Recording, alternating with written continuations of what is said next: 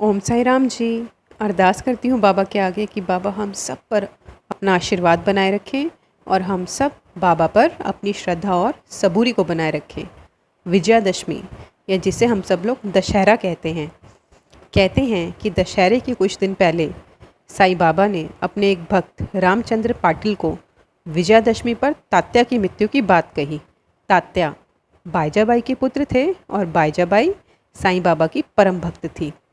तात्या साईं बाबा को मामा कहकर पुकारते थे और इसी तरह साईं बाबा ने तात्या को जीवन दान देने का निर्णय लिया। जब बाबा को लगा कि अब जाने का समय आ गया है, तब उन्होंने श्री वजय को राम विजय प्रकरण सुनाने की आज्ञा दी। श्री वजय ने 1 सप्ताह प्रतिदिन पाठ सुनाया। तत्पश्चात ही बाबा ने उन्हें 8 पहर पाठ करने की आज्ञा दी। श्री वजय ने उस अध्याय की द्वितीय आवृत्ति 3 दिन में पूर्ण कर दी और इस प्रकार 11 दिन बीत गए। फिर 3 दिन और उन्होंने पाठ किया। अब श्री वजय बिल्कुल थक गए, इसलिए उन्हें विश्राम करने की आज्ञा हुई। बाबा अब बिल्कुल शांत बैठ गए और आत्मस्थित होकर वे अंतिम क्षण की प्रतीक्षा करने लगे।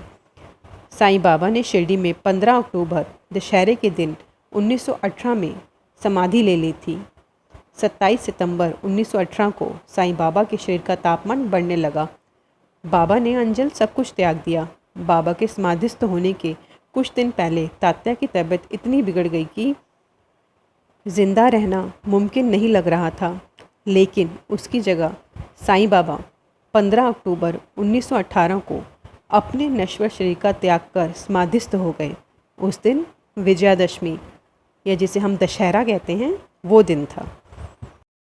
बाबा कहते थे कि भले ही मैं इस नश्वर शरीर का त्याग कर दूं, पर मेरी अस्थियां चलेंगी, फिरेंगी, वार्तालाप करेंगी, आशा और विश्वास का संचार करती रहेंगी और अपने इन वचनों को वो समाधिस्थ होने के बाद भी निभा रहे हैं। तो आज विजयादशमी के दिन हम बाबा से यही अरदास करेंगे कि बाबा हमेशा हम सबके साथ रहना और हम सबके जीवन में अपनी मौजूदगी को कायम रखना। ओम साई राम जी।